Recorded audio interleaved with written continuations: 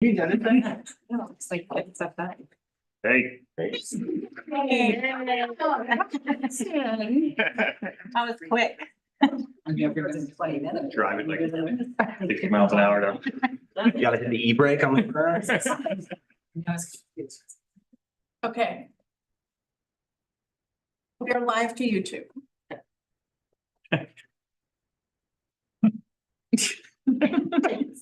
I'm sure people are riveted on Yeah, you. yes. Can't wait. All right, someone's complaining they're late. Call the meeting to order at 1:40. Well. Verify quorum. Please say yes. Please let me know that you're here when I call your name.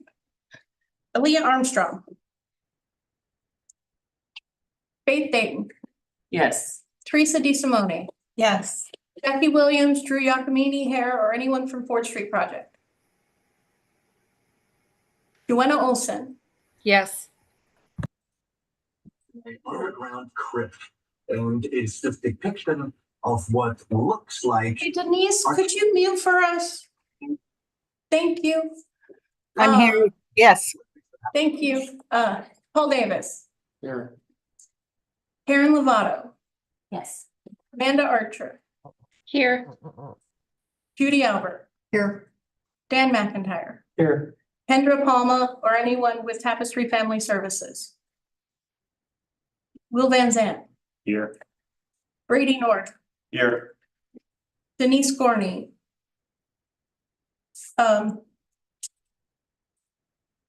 She said she's here, but she didn't notify me in advance.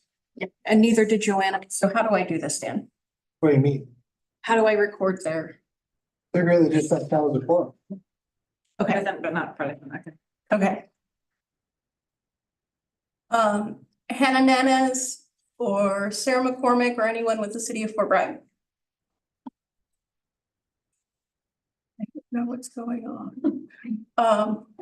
Your printer's not liking you. Apparently, we're getting updates. Joanne Brewer or Sage Wolf. Sage is here. Yes, but did not notify in advance.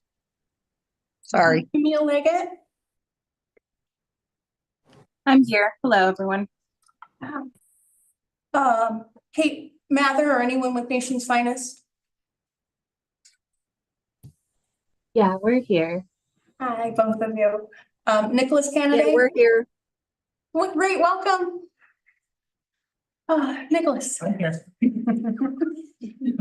Noemi Guerrero, here.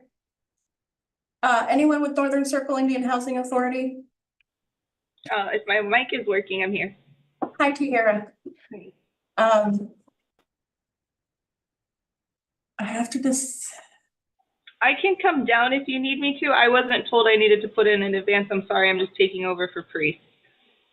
that's okay. It's up to Dan. We have a quorum now, so it's fine. We just have to have a quorum in person. Okay.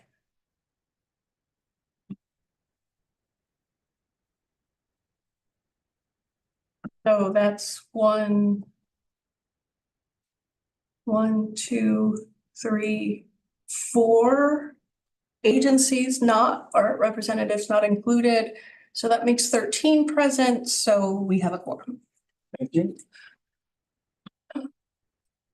Was there any public comment on non-agenda items? Veronica? None that I received in advance.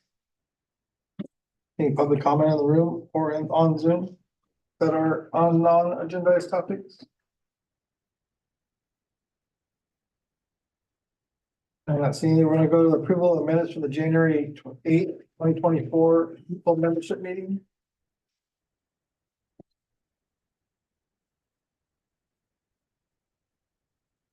Are there any additions or corrections to those minutes?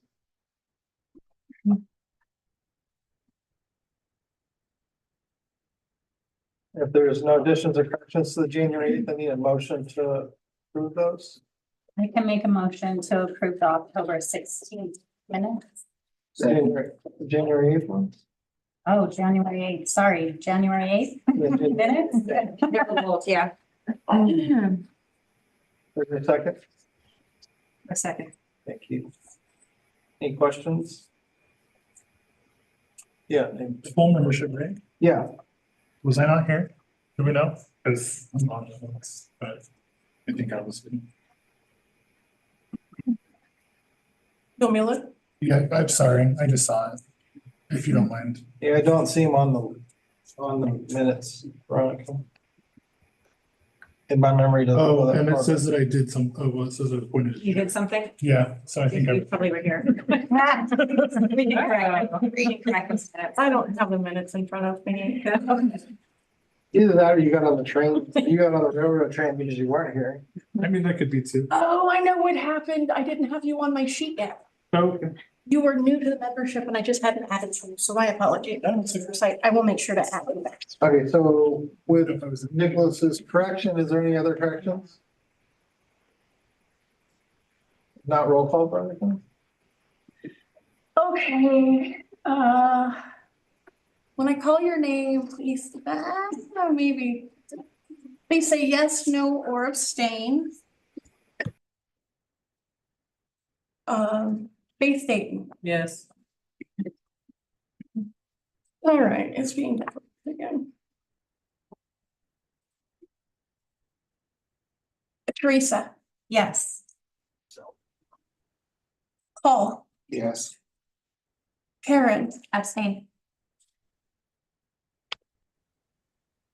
Amanda, Yes. Judy, Yes. Dan, Yes. Bill, Yes. Brady, Yes.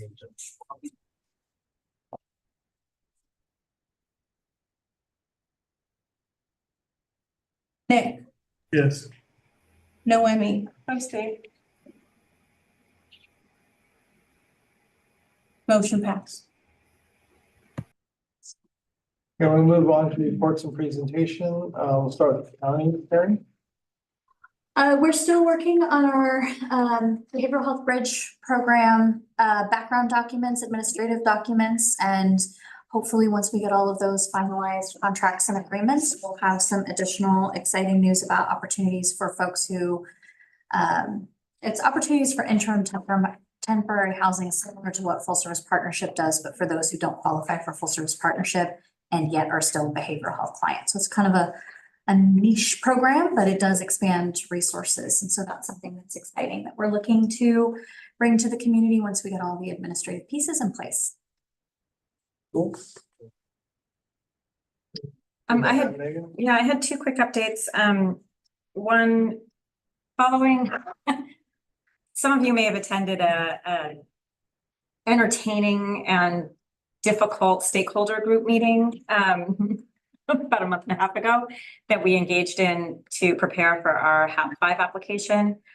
One of the things that was obvious to me from that meeting, but also had been a stated goal in our strategic plan, is the need to convene additional community engagement activities, focus groups, other ways to engage the community in a broader conversation around homelessness.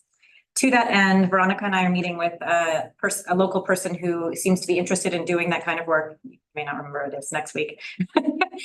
So I'll keep you all posted on how that works. This was an individual that was recommended to us by Paul, who can begin. I don't know where it's going to go, but I just wanted to acknowledge that need is obvious in our community to have just opportunities to engage the community in this topic in outside of the COC meetings. Along a similar line, some of you may have known that Todd Schrappmeyer is forming a community, what is he calling it? Something. I asked him what he was calling it. Some sort of council, community committee, something like that, to focus on homelessness, but it has a little bit of a broader perspective. He did ask me if I wanted to participate, which I definitely do, to know kind of what's going on. But I would also like to propose that there is a COC representative to that group.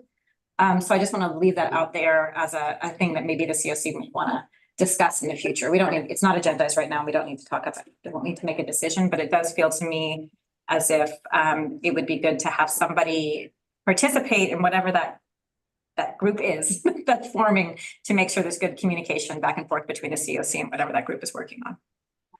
So I'll leave that as a item to discuss perhaps at a future meeting when there's more clarity about what Tom Stratmeyer's group is going to be like. Any questions? Any questions on the county report? I don't know if this is the right time, it could be later too, but the board meeting on Tuesday, there was a lot of back and forth and direct questions asked. Is there anything that this group? Yeah, I should aware to be probably, supportive? yeah, thank you. I should probably update this group on that. So as you know, the COC put out an RFP for our HAP funding. We had 23 respondents. I think 13 contracts were awarded from that process. And then Veronica's been going through the painstaking process of negotiating those contracts and getting them out and into play.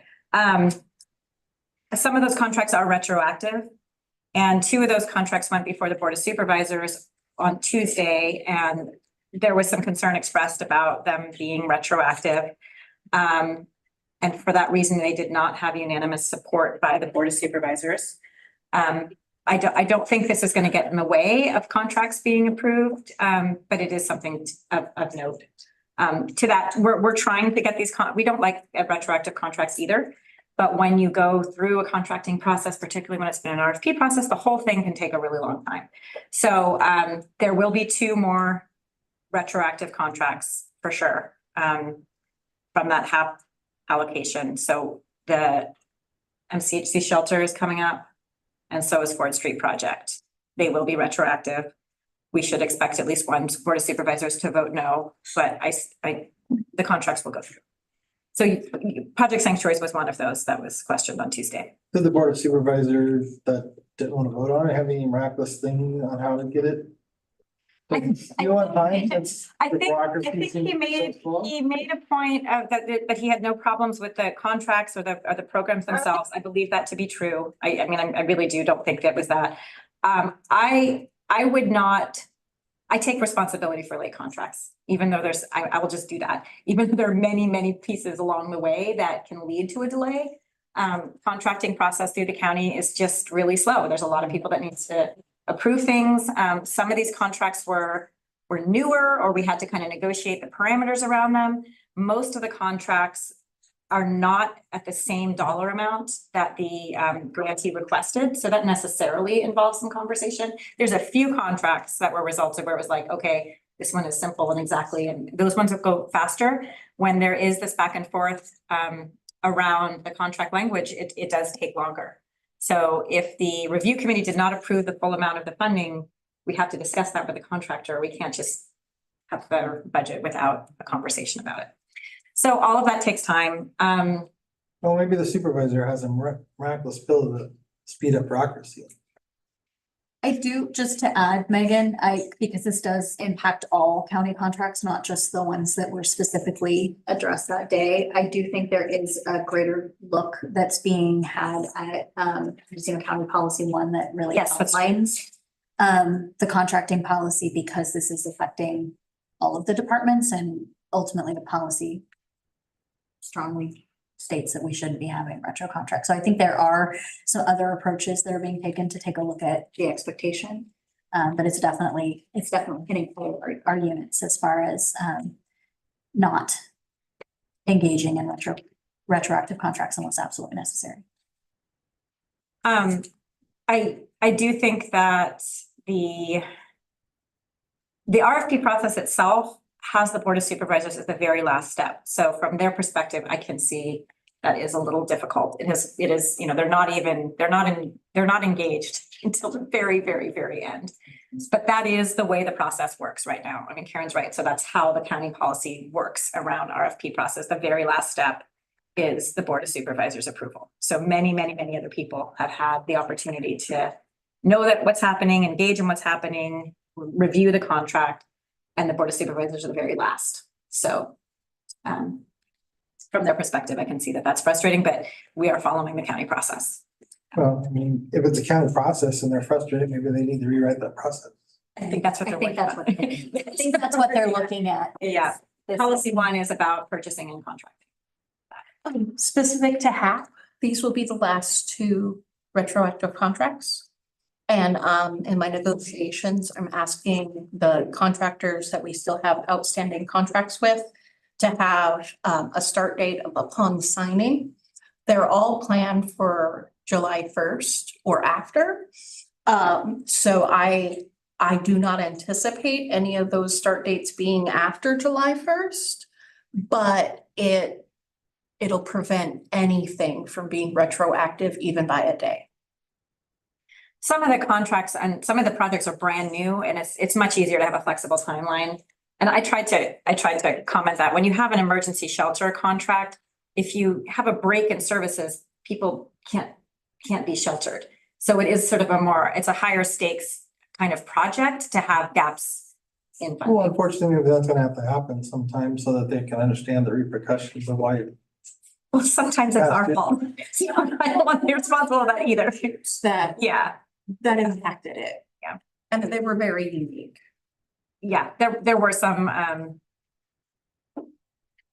don't know what else. Well, yeah. Yeah, I mean, we do our very best to get. I know you are. I just, And you know, sometimes. I think it's a convolution. I mean, you can only do so much with staffing, and I get frustrated when, you know, leadership expects stuff to be done in a timely fashion with no staffing, and then gets mad when it's not done in a timely fashion. So at some point, they're gonna have to realize that issue. And look at that. Oh, thank you. Yeah,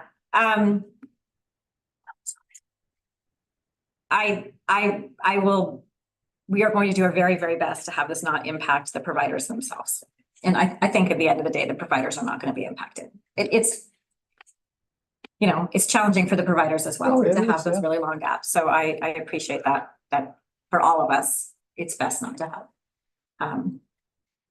gaps in, I will say it's an incredibly long process. We probably began the RFP literally a year ago in terms of there's a whole lot of work before we can even issue an RFP that we go through. So the point in time when we begin issuing an RFP to when the contracts are actually approved is super long. Yeah, no, Yeah. that's I started really, planning this 2 years ago. Right, but I mean, we probably began, yeah, so it's just fun. It's over a year ago. Yeah. thank you both for the update. Supervisor Williams wasn't comfortable approving retroactive contracts. I think that's a policy he stated he was gonna move forward. So I really don't think this was personal. It really wasn't. It wasn't personal to these contracts, but we were the first sort of flagship ones. Yeah. I look forward to something that's good. Yeah, I do too. That's great. Shannon, do you have an update for the city of Ukiah? I wish I did. I wish I had something exciting to tell, but I don't. I'm happy to answer any questions if anyone has any. Now, the only question I have, and I don't know if it really even affects the COC, but it kind of does, but do you know when they're gonna be done with State Street? I do, and it's not that far out, but that's not the end of the story. We expect to be paving and striping and done with State Street beginning of June. But in about a week, we're starting Main Street and there will be some overlap. So that's going to be fun. Okay, I know I have nothing to do with the COC, I'm just curious. Under the public. Thank you, Shannon. Is there any other questions for Shannon? No. See if from Greg, is anybody on? I can't see the screen. There isn't anyone. And I don't think there's anybody from City of Point Arena. No. No other jurisdictions represented. Okay. Gonna move on to standing committee reports, strategic planning. The only thing I have is the changes to the membership. Board governance stuff, which is gonna be later in this review. So. Shelter and solutions, Veronica. I think that's the Veronica, right? Yeah. I don't think we've met since our last report because we meet every other month. Is there anything you want to add No. as the chair? Thank you, Nick. No. Coordinated entry discharge plan, Veronica. Going strong. I'm wondering, do I need to announce it? Later. I'm gonna announce it now, because I don't see it anywhere else on the agenda. I received notice from the Community Development Commission that, they're not going to be submitting a new response to the fiscal year 2024 COC program coordinated entry supportive services only grant. Basically, the $92,000 in HUD funding that they currently receive for the coordinated entry. And so I'll be, not today, but at a very soon future meeting, we'll be presenting, facilitating a discussion on how the COC wants to see those funds utilized and the steps that we need to go through in order to to recruit a new applicant. Sounds good. Any questions? The biggie. Coordinated Entry Committee is doing well, going strong. We're, our next step is looking at our prioritization and revising that to be more equitable and representative of people experiencing homelessness in Mendocino County. Currently, we use the VI SPDAT along with some other locally identified elements, and it's not, the outcomes are not equitable. We're seeing underrepresentation of populations that are overly represented in our homeless population.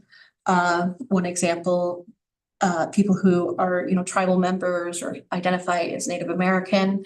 Also within our Latina populations, it's also underperforming but overrepresentation. And so we need to look at, who we're serving and how they're getting through the system. And so myself and Teresa and Tabitha Connell from Hospitality Center and Paul Schmidt with Nutmeg Consulting, we're all going through a HUD, like a TA workshop on how to improve that process and how to develop a new prioritization policy for our community. Really big changes that could be coming from that. But that is the next step in our application, in our contract with Nutmeg on the progression of the improvements to our system. Good. Any questions for Veronica? Not seeing you, we're gonna move on to membership committee. Veronica, I've scheduled a meeting. probably next month, I don't know. maybe the next Try. month after, Yeah. June. Okay, I'll have one by June. HMIS, Attached kind of well, page 8.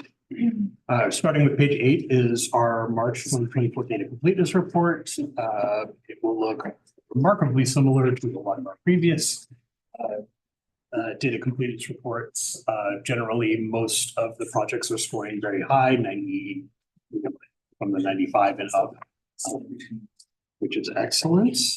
Several of the projects, I think I say this pretty much every time, several of the projects that seem to like they have lower grades on this report are kind of, it's because of the nature of the project, like street outreach tends to have less information, as well as some other programs where they're not actually required to collect the data, but this report doesn't always mean that. So we've reviewed the numbers and they're very much in line with what we expect to see. Does anyone have any questions about data completeness? Okay. And then we also have the results of our system performance measures, which is one of the three big federal HUD reports that we do. This one is basically a measure of it's a lot of looking at like retention rates, recidivism, for our homeless numbers. So it gives us a lot of really interesting information.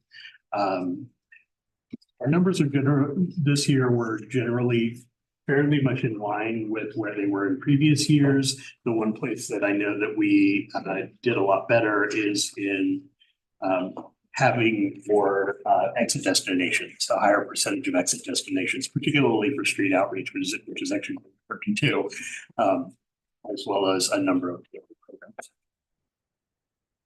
Veronica, did you have anything else you wanted to add about performance measures? Yeah, this is the first, so HUD changed the system in which we report this data this year. It used to be under the Homeless Data Exchange 1.0, HDX 1.0. This year, they moved it into 2.0. And so it doesn't have the function to export a PDF, which is why, and the only way I could get the data out was just to print it from the web report. And so that's why it's kind of funky and it looks different than what you're used to. And we haven't had the time to really compare it like column to column to previous years. It used to be just something it would pop out for us out of HDX 1.0. But 2.0 doesn't have that function, so it's hard to really evaluate this data in comparison to previous years. But like Aya said, we are really within the same performance ranges with improvements in exits to positive housing destinations. We also do have access to all of the past years, so we could do an analysis, but it would just have to be outside of the system that they're providing for us. Wasn't just something I could easily print for you like I usually have been able to. Any questions for Aaron or? So would you like just go through, I'm just trying to really, like, I look at these things and some of them don't make sense. Okay. So I mean, if you just looked at like page 19, you know, and like, that's a really small count for the first one, SO, like the SO. What is SO? That's street outreach. Oh, street outreach. Okay, so that was the one that you were talking about. So the ES is emergency shelter. Mhm. Okay, so that would be like building bridges. Yes. And then transitional housing, safe havens, which we don't have any of, and then permanent housing of there's 4 different types. But does that mean that of 149 people actually exited to permanent housing Yes. Mhm. During our reporting period. of the 2 years? Yes. Total number of people who exited to. So, yeah. Well, That, this sounds a little bit weird, isn't it? It's they exited within, because that measure is looking at whether they returned or not. So they're looking at people who exited to permanent housing within the last 2 years. yes, and so there was Okay. 149 people who exited an emergency shelter who permanent housing in the last 2 years in our HMIS. And then they're counting how many returned, because this is about return to homelessness. And so 9 returned in 6 months after their exit. 6 returned within six to 12 months. 10 returned within, 13 to 24 months, and then it has a total of 25. It cuts it off. Again, apologies. Yeah, and so out of any project type, there were 272 exits to permanent housing in the 2-year period.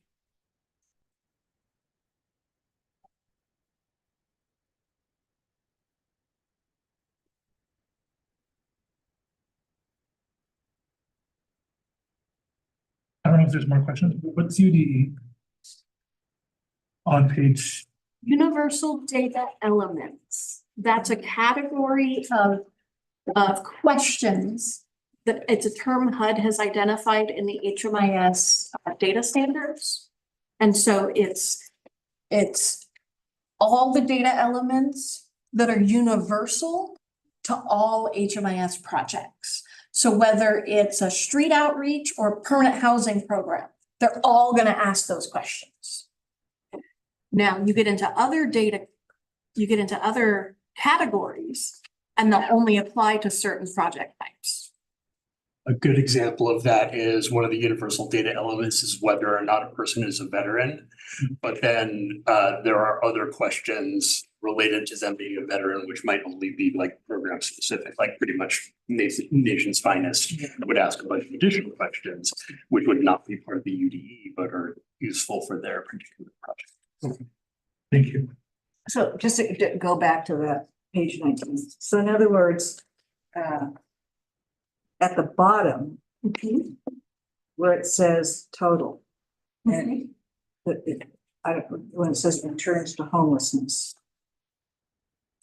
that really is, There's about 5%, like the first column, there's about 5% of everybody, of the 272 that were housed. About 5.5% return to homelessness within the first 6 months. and then after that was about About 2 4 years. About 4%. So that was that in total, care. okay. Yeah, So are we then to also assume that somehow, because our numbers for people remaining homeless, even though we did have a lot of housing and everything like that, that the numbers stay fairly high because more people go into homelessness?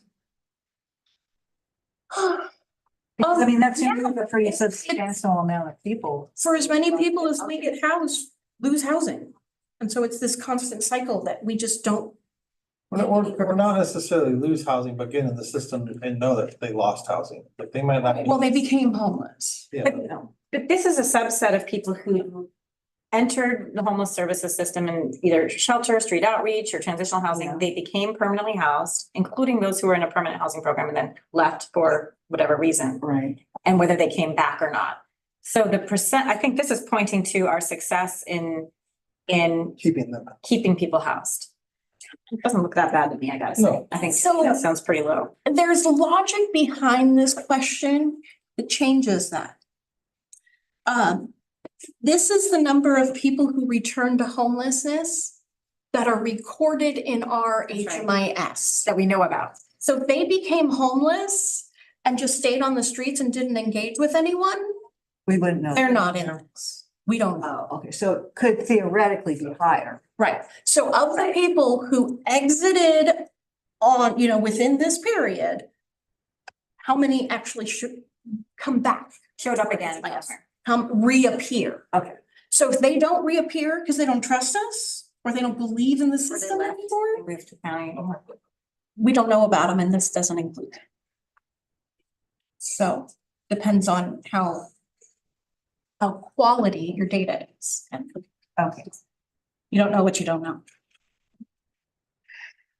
All right. Thank you. Thank you. Any other questions? We'll move on to the ad hoc committee reports, 2024 point print count. The report is due by April 30th, and I'm working closely with ASR Applied Survey Research to get a final report. We'll have it submitted by the due date, and we'll have a preliminary executive report available, hopefully before our next meeting or around that same time. That was Cool, but we'll get it out by the 30th. Hmm? We'll have it submitted by the 30th. For that. Cool. Yeah, yeah. Cool, and then we can just fan the ad hoc after that. Yes. Any questions on the ad hoc report? Okay, not seeing any, we're gonna move on to board protocols and governance. I'll let Veronica go over this. This is a change to the board configuration we've been working on for well over a year. Yeah, well over the year. Kind of like those HSHAP contracts. So Veronica, if you want to start, and then I'll answer any questions that might come up. It's probably easiest to follow along, by viewing page 2 of your agenda. Section E1A, outlines all of the proposed changes and the associated page in the packet. And so I'm just gonna go through sections, I through VII, and just talk about them real quick. The first one is, I realized that it originally said that it was adopted April 19th, 2021, but the charter was actually adopted back in 2014, and it was revised in 2021. And so I went ahead and changed the logic a little bit behind the cover page, where it has, this is the draft for today's date. And then it goes back through historically all the different revisions and the date that it was approved by the COC board.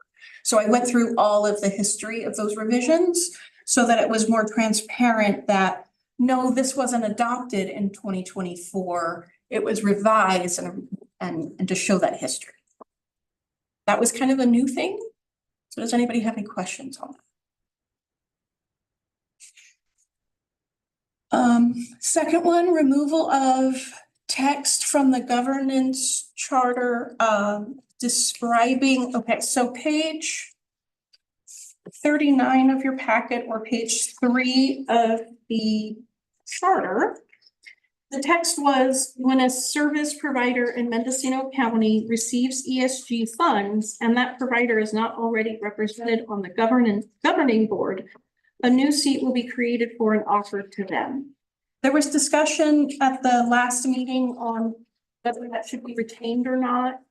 And Helica did some research into it and sent that information to myself and Megan and the co-chairs, the chair and co-chair, that this isn't anywhere in the HUD regulations.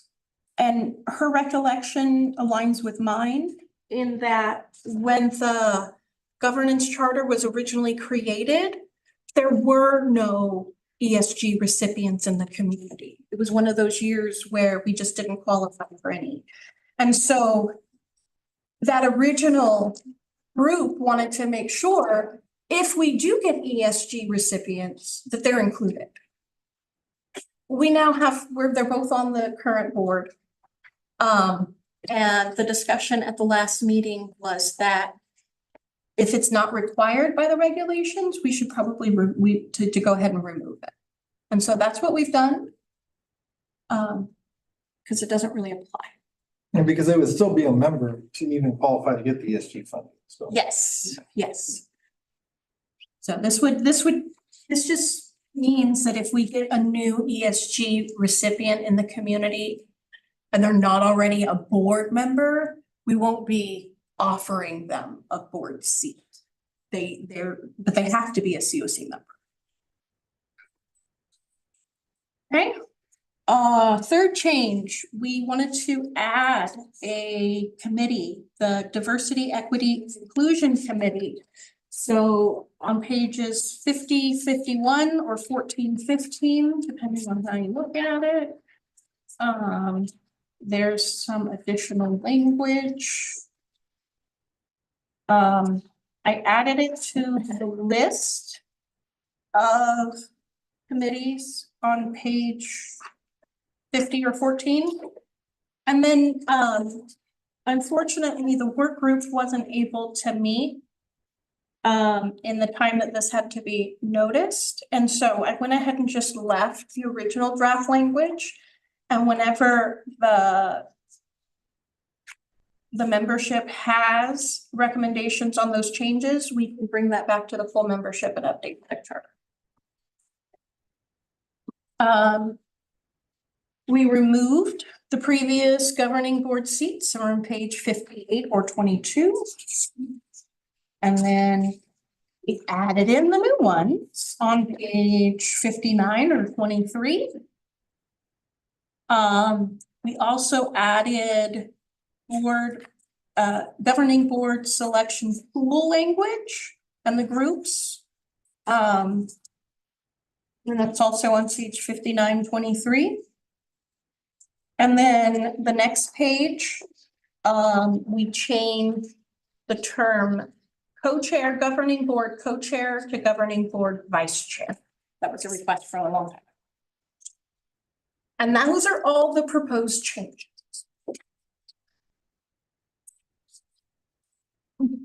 Any questions on the changes? I think I kind of feel like we've talked these changes. Yes, yes.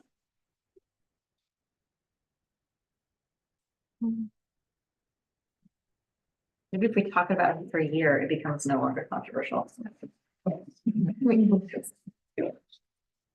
we did create the diversity equity. We did. Inclusion Yeah, Committee after the long other conversation. That's true. So we made a lot of progress. Good job. That was progress. Yes, tons of it. All right, well, if there's no questions, is there any public comment on that? I'm not seeing any motion to approve these then. I can make a motion to approve the action, review and approve proposed changes to the CLC governance charter. Is there a second? Any further discussion? Roll call? When I call your name, please say yes, no, or abstain. Faith Dayton, Yes. Teresa DeSimone, Yes. Paul Davis, Yes. Karen Lovato, Yes. Amanda Archer, Yes. Judy Albert, Yes. Dan McIntyre. Yes. Will Van Zandt, Yes. Brady Nord, Yes.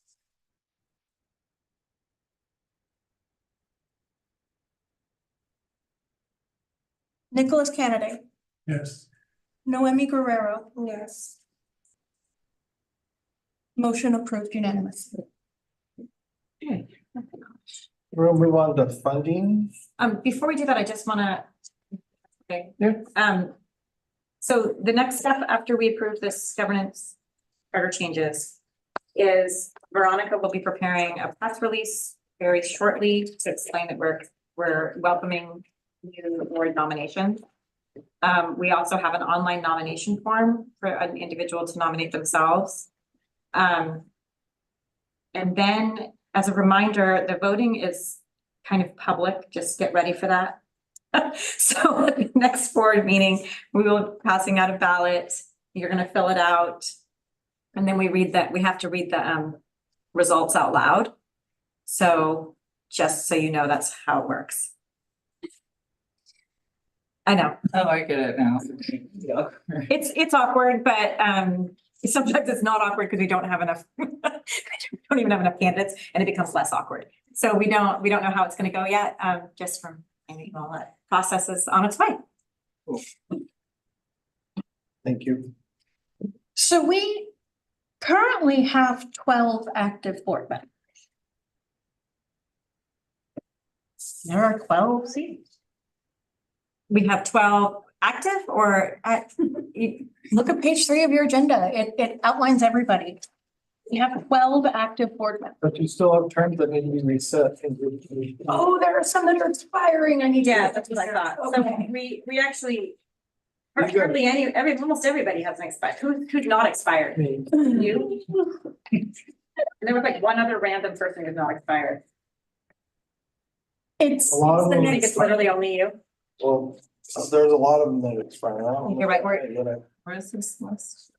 Page 4. Maybe Fourth Street, but I know. Let's see the list. It's true. It's almost a fresh start. I think there was, There's a lot of them. there were a lot of new. Because remember, we gotta reset, we're re-electing and then we're resetting terms. That's So right. that not everybody expires all in one time. Mhm. Because the point was not to have like new boards, but 4 in chunks. Right. So we're gonna vote for the group and then pull who's filling 1 year, 2 year, 3 years on that chart, which I can't see from here. 'Cause I'm blind. So it'll be like a fun logistical thing next month. To both identify who our new board members are, what seats they're filling, and what their term length is. It will all happen in one fun. Yeah, I can't So- be that. Doctor. The RCHDC, Aaliyah Armstrong, I freeze. Adventist Health, and Tapestry Family Services are the only board members that have current active terms. And are any of them expiring this? Who's the 413 up at the top there? Tapestry? Yeah, Oh, no, not them. So there's only 4 seats that are not expired. That's really hard to see, but there's only 4 seats that are, then they're expiring in 2025. Yes. So I'm here forever. You are, Faith? a better, a year from 2025. So Faith, the 3-year terms. Oh, that. but you've got another 2 years on your current term. Gotcha. So Faith, Kendra, Aliyah, and Dan are the only current members. Okay, so we'll be filling 12 minus 4. So Dan and Faith, will you please let me know which board seat category you would like to identify your organization with? In the charter, just that list that we just added, just let me know. I think hospitals is one of them, but there's also health organizations, so. Does that prevent somebody else from choosing? No, that? no, it doesn't. Okay, that was Hospital- clarified. Okay. This is what our primary Gotcha. thing is. So I need to tell you. And you can email me, just email me. Great. Yeah. But Aaliyah is an individual member, and I'm gonna reach out to Kendra because she hasn't, since taking over, we haven't had a representative from Tapestry in 6 or more months. So I don't know how to handle it when it's a board member. Same way we handle it when it's not. Okay. Okay. I think we should check with Aliyah too and see if she wants to continue to serve in She that. does, I did. Oh, she does, okay. So Kendra's the one you want to check with, if they want to keep the seat or Yes. Or is that? this would be a nice time if they don't want to keep the seat. Yes. For kind of clarity. Yes. So we have 4 that will continue. All right. We'll move on to funding. ESG. Marty, is it a- is that a- Yeah, it's finally yeah. forward? Sorry, Mike. Got it done, yeah. Okay. That seemed like it went forever. It's done. ESG CV is closed. Good job. We finished our formal monitoring. I revised the ESG and ESG CV policies and procedures that are now in compliance with HCD and HUD requirements. Those have been posted to the COC website and distributed to ESG and ESG CV recipients. So everyone's been notified.